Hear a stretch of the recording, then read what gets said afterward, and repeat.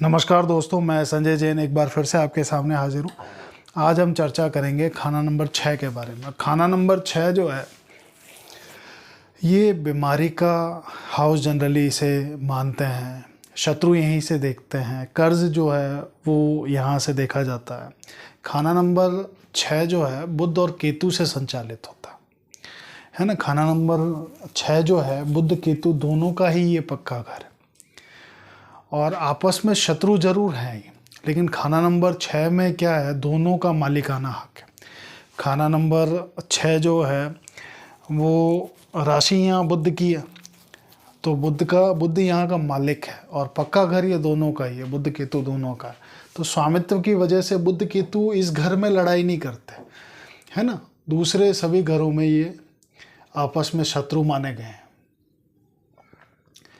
अब छठा घर जो है ये पाताल है। वीरान जो जगह होती है ना, ये भी खाना नंबर 6 से देखी जाती है। वीरान जगह 6 और 8 दोनों जगह से देखी जाती है। अब खाना नंबर 6 जो है पाताल है। यदि खाना नंबर 6 खाली है वो, तो भाव नंबर 2 में कोई ग्रह बैठा है या भाव नंबर 12 में कोई ग्रह बैठा है, तो दोनों तरफ के जो ग्रह होते हैं वो सोए हुए माने जाते हैं। खाना नंबर 6 खाली है तो 2-12 के जो ग्रह होंगे वो सोए हुए माने जाएंगे।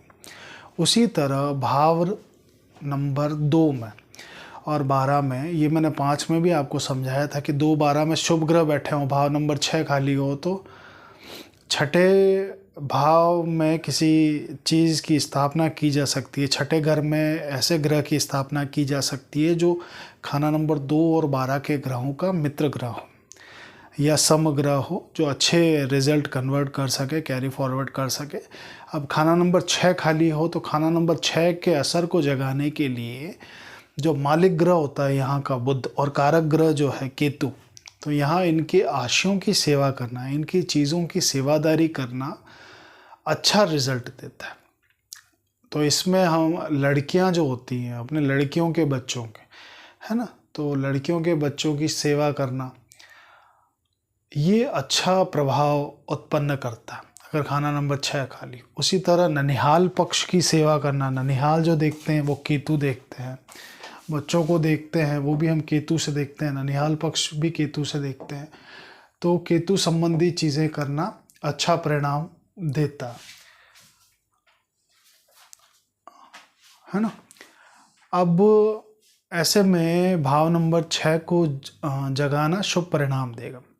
भाव नंबर 6 क्या करता है कि उसमें 2 का असर साथ लेके मिलता है ना। 2 से दृष्टि आती है खाना नंबर 6 पे, तो उसे में क्या होता है कि खाना नंबर 6 में जो प्रभाव है वो खाना नंबर 2 का हमेशा मिला हुआ होगा, है ना।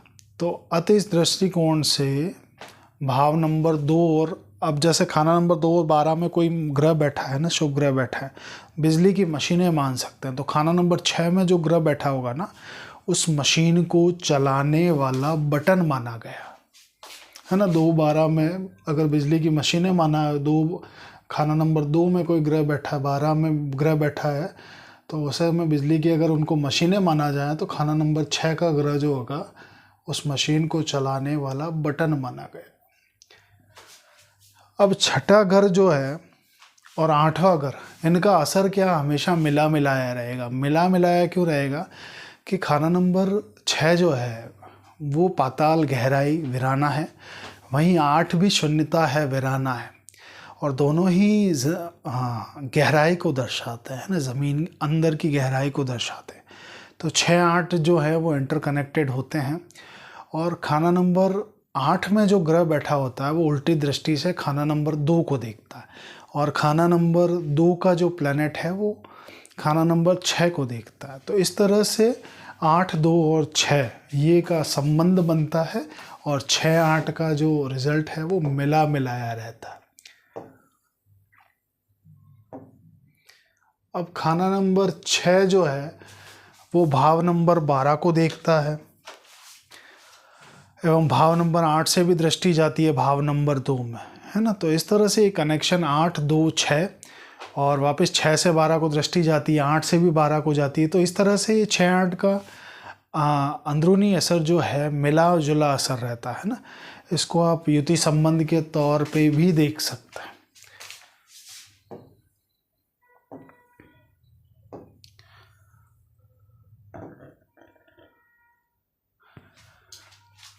अब खाना नंबर 6 में केतु नीच असर का माना गया है ना।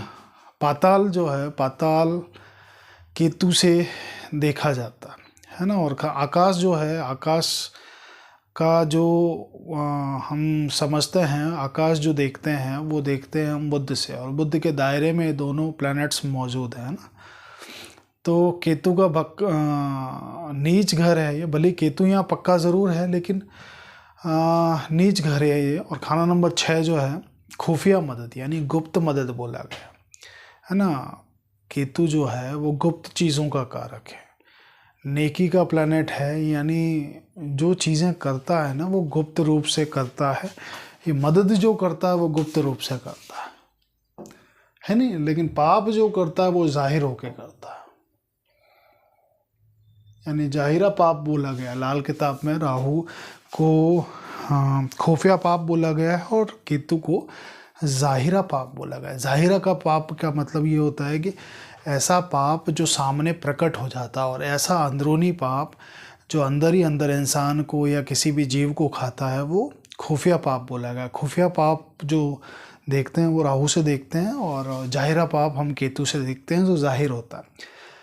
उसी तरह खाना नंबर 6 में बैठा ग्रह का असर उसी प्रकार का होगा जैसा उस टेवे में राहु होगा।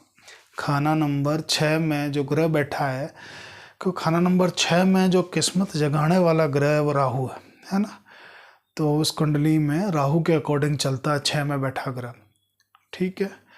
अब भाव नंबर 6 में बैठे ग्रहों का असर वहाँ पहुँचता है जहाँ बुध बैठा हो, शुक्र बैठा हो और केतु बैठा। कोई भी ग्रह खाना नंबर 6 में है तो अपना असर वहाँ ले जाएगा जहाँ बुध बैठा हो, शुक्र बैठा हो और केतु बैठा हो। छठा भाव जो है, छठे भाव से मैंने आपको बता दिया कि छठे भाव से 12वें पे दृष्टि जाती है, लेकिन खाना नंबर 12 जो है वो खाना नंबर 6 पे दृष्टि नहीं डालता। लेकिन बुध की एक विशेष दृष्टि है जिसमें खाना नंबर 12 से वो खाना नंबर 6 को देखता है, खाना नंबर 9 के समय वो खाना नंबर 3 को देखता है। उल्टी दृष्टियाँ बुध को प्राप्त है ना। तो ये एक चीज़ है।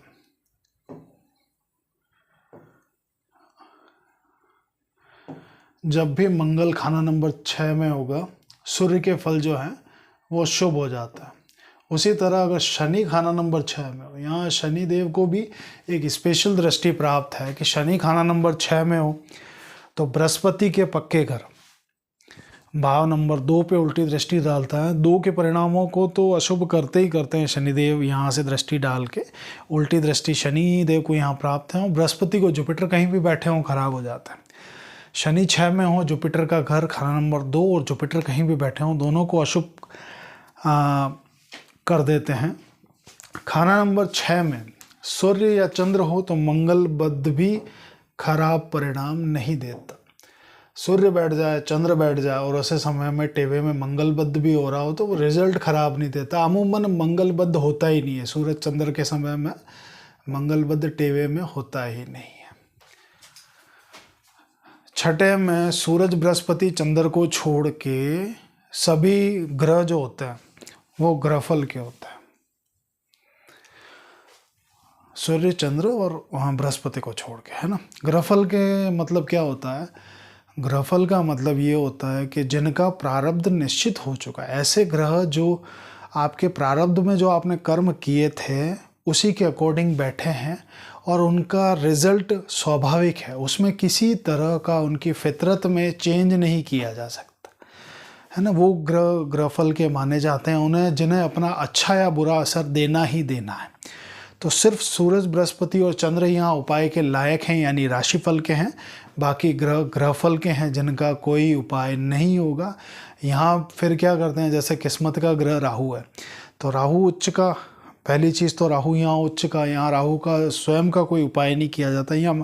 या फिर कोई भी ग्रह जो ग्रहफल का होता है ना, उसको जॉइंट करके उसकी रेमेडी करनी पड़ती है। जॉइंट करने का मीन्स ये है, राहु 6 में है तो राहु अशुभता के समय में हम कई बार नीले फूल मंदिर में रखवाते हैं। तो नीले फूल मंदिर में सिर्फ वो नीले फूल राहु के नहीं है, उसमें सिर्फ कलर जो है वो राहु का है, फूल जो देखते हैं वो बुध के देखते हैं। बुध खाना नंबर 6 में उच्च का, और उसका खुद का घर है, पक्का घर भी है। तो वहाँ बुध और राहु को जॉइंट असर में मिला के साथ लेके फिर मंदिर में उसकी तासीर को चेंज करते हैं, बुध और राहु के। और बुध राहु की जब बुध का जाति असर चेंज होता है तो राहु ऑटोमेटिकली ठीक होना शुरू हो जाता है। तो ये एक चीज़ है कि इसमें राशिफल के ये 3 प्लैनेट हैं, सूर्य, बृहस्पति, चंद्र, बाकी सभी ग्रहफल के। बुध राहु इस उच्च के, यहाँ ये कभी अशुभ फल नहीं देते, ना ही केंद्र के। बुध राहु इस घर में उच्च के माने गए, ठीक है। यहाँ ये अशुभ फल नहीं प्रदर्शित करते, और ना ही केंद्र के घरों पे। केंद्र के घर जैसे बताया था मैंने शुरुआत में कि 1, 4, 7, 10 इसको केंद्र के घर माना जाता है। इन घरों में कभी अपना अशुभ परिणाम प्रभाव नहीं पहुँचाएंगे, नहीं खाना नंबर 2 पे ये बुरा प्रभाव डालेंगे। लेकिन युति संबंध में हो जाए ना, तो युति संबंध के समय में ये चीज़ें चेंज हो जाती है। दुश्मन ग्रहों के साथ खाना नंबर 6 में बैठ जाएं, लेकिन फिर भी दुश्मन को पीड़ित करते हैं, खुद का जातीय असर उतना ख़राब होता नहीं है ना। तो ये चीज़ें खाना नंबर 6 से संबंधित थी जो मैंने आपके साथ शेयर कर दी। तो खाना नंबर 6 के ये कुछ इम्पोर्टेंट उसूल थे। आशा है आप इनको सुन के समझ के लाभान्वित होंगे। धन्यवाद।